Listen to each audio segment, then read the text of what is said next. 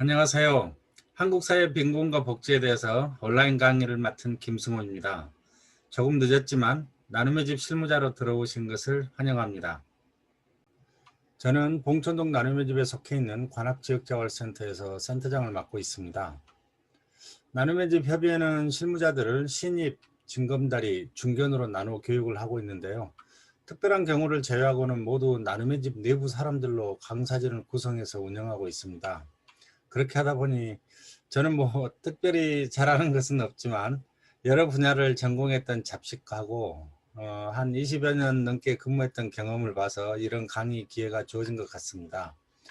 온라인 교육인데다가 전문 강사가 아니다 보니 다소 지루할 수도 있을 것입니다만 최선을 다해 보겠습니다. 제 강의의 제목은 한국의 빈곤과 사회복지인데요. 나눔의 집 실무자들을 대상으로 하는 교육인데 굳이 학부생들을 대하듯이 이론적인 설명을 하려는 것은 아닙니다. 나눔의 집은 소위 가난한 사람들을 위한 집이라고 해도 과히 틀린 말은 아닐 텐데요.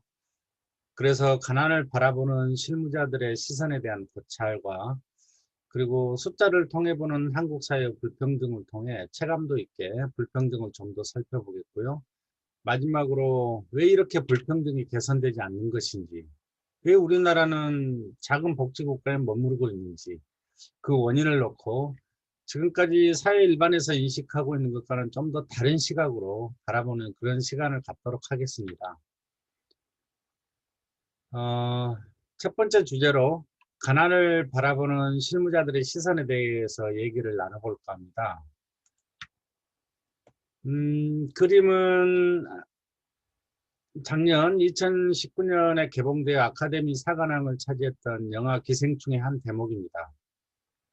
남편 기택이 부잣집 사모님을 놓고 참 순진하고 착하다면서 부자인데 착하기까지 해서 의외라는 식으로 말을 하니까 그의 아내 충숙이 그러죠. 부자니까 착한 것이라고 원래 잘 사는 사람들 구김살이 없다라고 맞받아칩니다.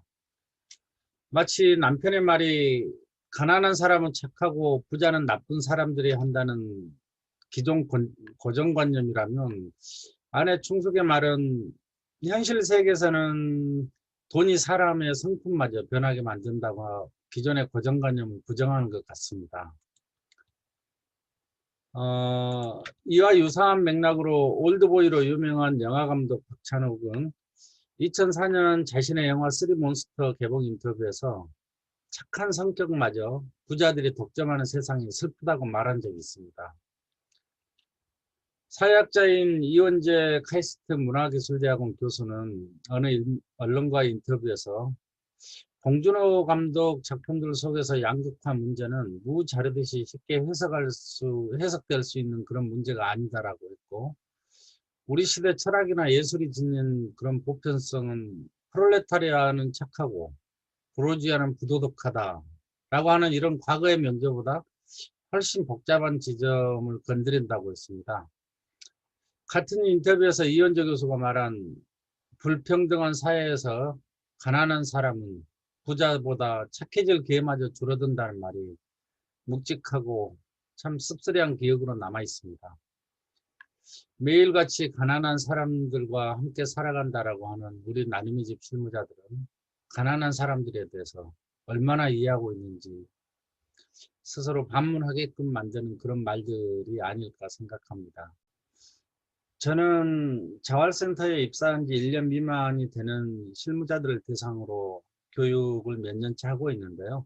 제가 교육하는 과정에서 가난한 사람들에 대해서 어떻게 생각하는지에 대해서 간단한 설문조사를 항상 매 회차마다 실시를 하고 있습니다. 그 조사에서 설문 내용에는요, 가난한 동네는 부자 동네와 비교했을 때 이웃 간의 정이 더 없다고 생각하냐는 질문에 응답자의 4분의 3이 그렇게 생각하지 않는다라고 그렇게 응답을 하더군요. 마찬가지로 가난한 사람들은 부자들에 비교해서 이기적이고 기회주의적일 것이냐는 질문에도 4분의 3이 그렇게 생각하지 않는다고 응답을 했습니다. 이런 생각들은 사회복지사로서 그리고 지역자활센터의 실무자나 또는 나눔의 집의 활동가들로서 가난한 주민들, 즉 클라이언트에 대해서 지극히 자연스럽고 바람직한 태도라고도 할 수 있을 것 같습니다. 또 아울러 그런 생각들이 청려자들이나 가난한 주민들에 대한 애정과 사랑의 밑바탕이 되어서 오랫동안 유지되기를 바라기도 합니다. 그런데 말이죠. 한 측면에서는 이런 답변들이 실무자들이 혹시 가난의 문화에 대해서, 그리고 가난한 사람들에 대해서 주입된 가치관을 기계적으로 답한 것은 아닐까라고 하는 그런 의구심이 들기도 했습니다. 만약 그랬다면 선입견이나 환상일 수도 있는 그런 생각들로 인해서 몇 년 후쯤에는 실무자들이 현장에서 만나고 있는 가난한 사람들과의 관계에 있어서 상처받고 또 미워하거나 심지어는 아주 냉담해지기도 하고, 또 그 종래에는 실무자들이 번아웃이 될 수도 있는 그런 염려가 살짝 들기도 했습니다. 과거 60년대에서 80년대 개발 독재 시절의 기득권 세력은 기형적인 경제성장 과정에서 파생된 상대적 빈곤과 불평등을 감추기 위해서 가난에 대해서 왜곡된 의식화 과정을 했었어요. 또 그런 과정에서 우리 고유의 공동체 문화를 도구로 사용하기도 했었습니다.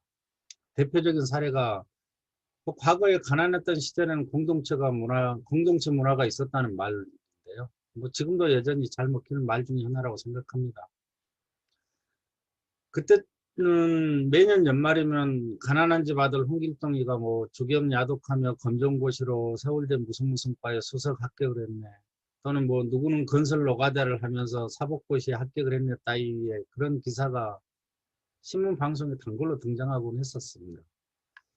이에 발맞춰서 대중들은 옛날에는 가난한 집 아이들 공부를 더 잘했다는 식으로 그런 미신 같은 환상까지 만들어가면서 가난과 불평등을 애써 외면하거나 인정하려고 하지 않았습니다.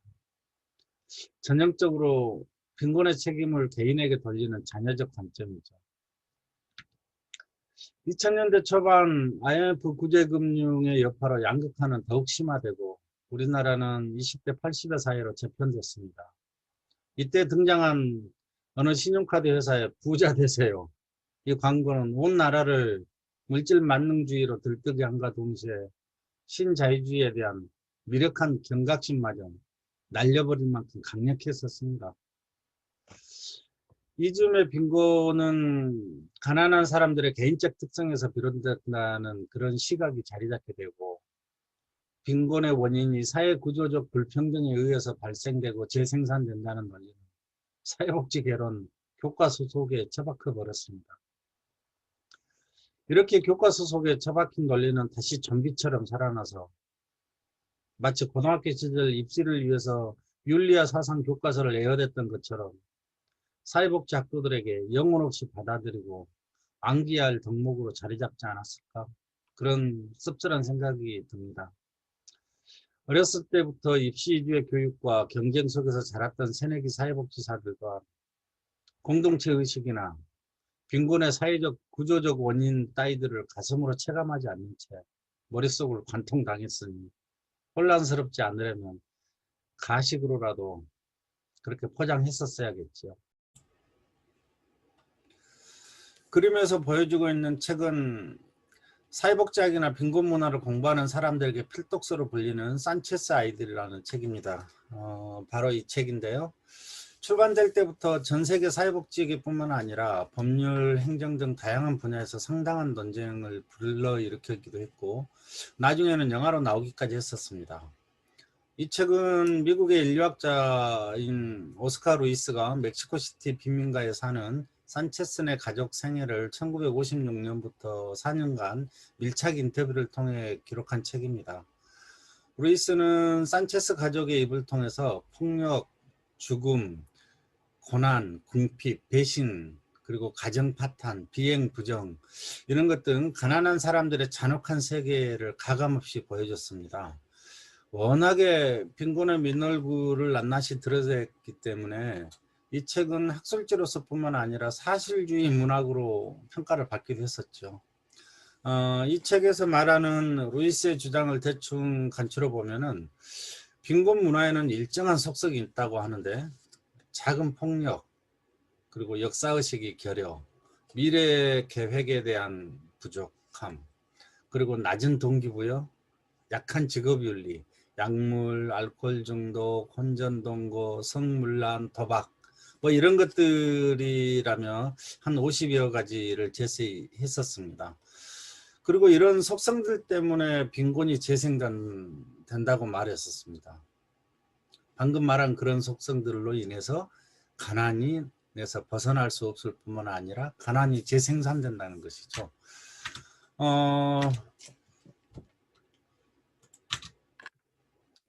1990년대 초반에 뭐 빈민활동을 한답시고 서울에 달동네 들어왔던 저한테는 이 책에 나타난 모습들이 마치 내가 활동하고 있는 동네에서 많이 본 듯한, 그리고 자활센터에서 많이 본 듯한 그런 모습들이 문득문득 들었습니다.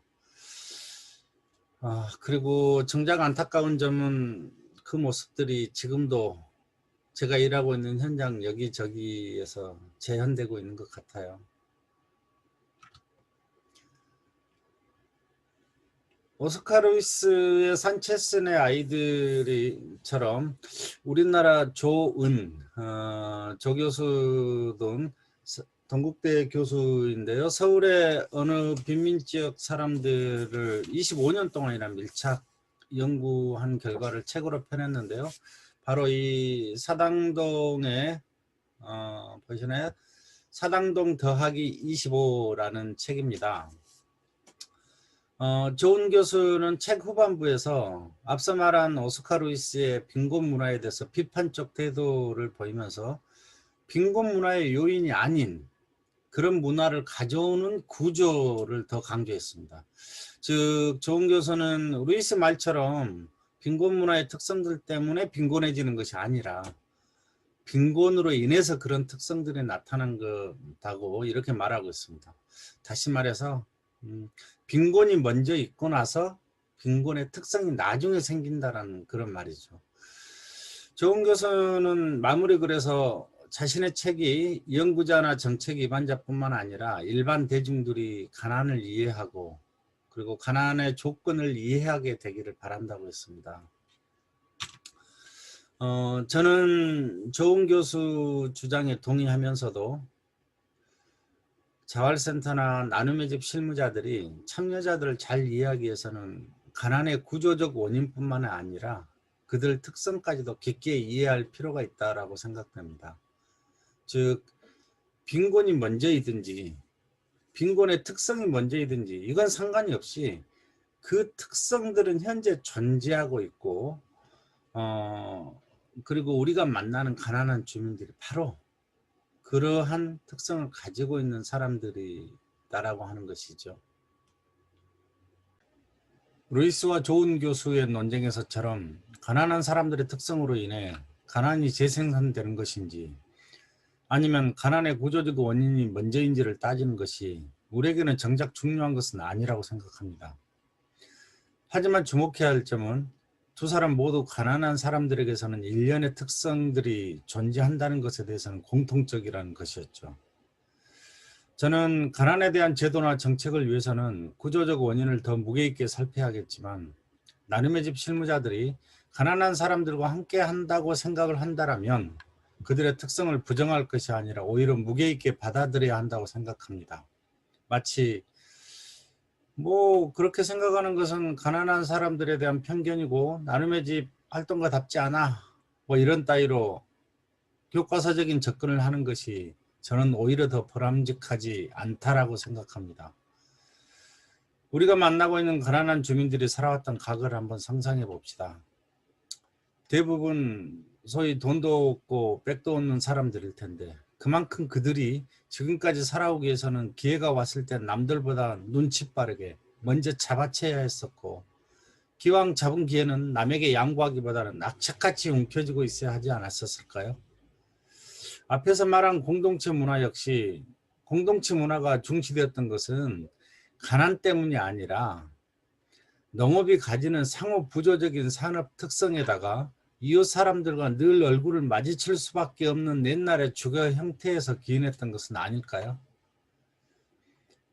가난한 사람들의 특성을 놓고 모두가 이럴 것이다 라는 일반화의 오류에 빠지는 것도 경계해야겠지만, 현장에서 실무자들이 막연하거나 교과서 같은 순수 이타심으로만 접근했다가 그들의 태도로 인해 과한 상처를 입거나 무기력감에 빠지는 건 역시 바람직한 자세는 아니라고 생각합니다.